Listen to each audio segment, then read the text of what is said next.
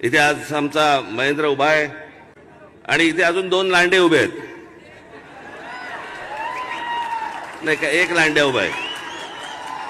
2 का 1?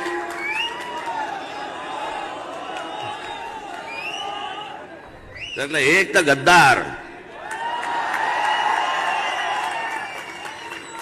हरामखोर शब्द हा पण कमी पडेल. या लोकांना काय नाही दिलं आम्ही. नगरसेवक झाले, महानगरपालिकेमध्ये स्टँडिंग कमिटीमध्ये बसले, 4-4 वर्ष बसले.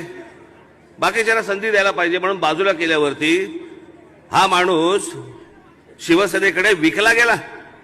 आणि कोणत्या वेळेला विकला गेला? हे 6 नगरसेवक घेऊन विकला गेला ज्या वेळेला माझा मुलगा हॉस्पिटलमध्ये होता. आणि त्यावेळेला हा माणूस पैसे घेऊन हा लांड्या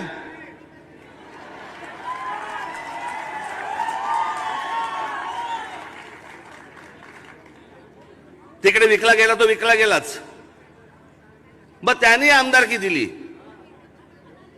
मग हा आमदार झाला, दुसरीकडे विकला गेला. म्हणजे मला सांगा, इथून तिथे विकला जातो, तिथून हा इथे विकला जातो.